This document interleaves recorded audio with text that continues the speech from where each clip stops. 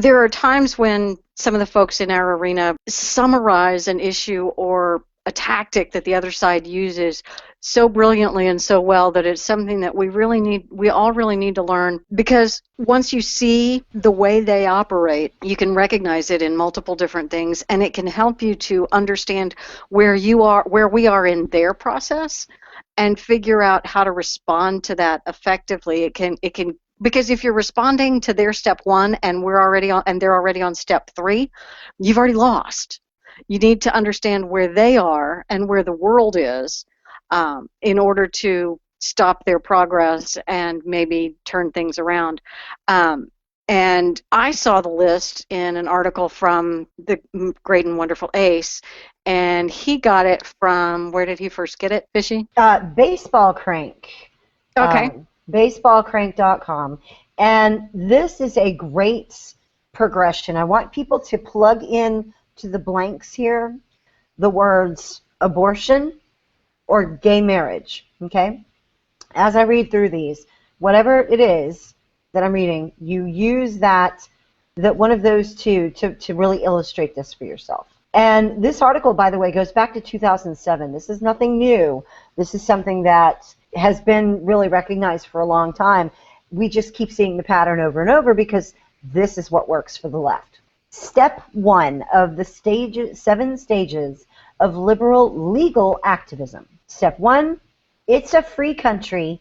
X should not be illegal. Okay.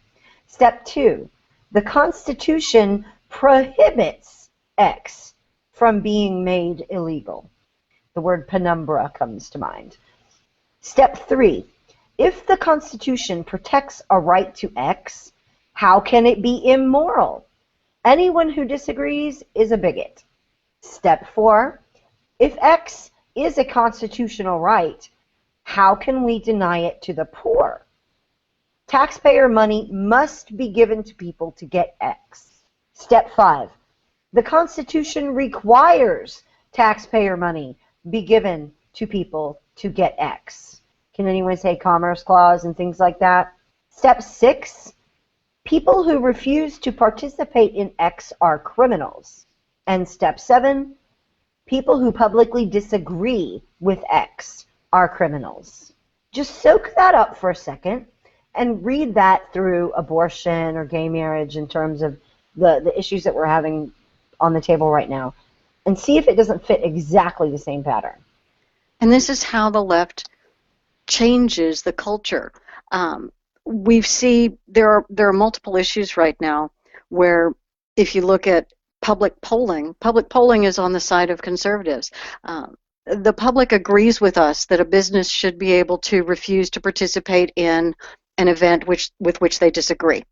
There's like 60 to 80%, depending on the polling organization, that agree with us that the basic stance of RFRA is correct. The public agrees that abortion should be limited, and actually the public wants abortion to be outlawed after 20 weeks and severely limited before that and never paid for by taxpayer dollars.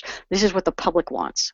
And there are quite a few other things. The public certainly doesn't want Iran to have the bomb. And we look at, as conservatives, we tend to want our policies to promote the majority opinion, or to at very least permit it.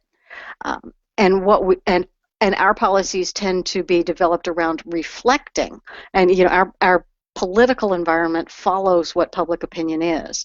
And we see on the left that they actually change public opinion to reflect their policies. So they will look at a country that agrees that abortion should be illegal after 20 weeks, and they will run through these 7 steps to get to a world where taxpayer-funded abortion is your legal right, and anybody who disagrees is a criminal. They change the culture. They don't actually see that politics is downstream from culture. They use politics to shape culture. And that's what I think we've missed a lot, but they use politics to enforce these 7 steps. And we see it certainly on the gay marriage thing. We aren't quite to the point where people who publicly disagree with gay marriage are criminals, but we're certainly getting there. We've already made people who refuse to participate in gay marriage are criminals. We're at step 6. And this is why it's important to watch and to remember the term lawfare, because what happens is these suits are launched that attempt to get judges to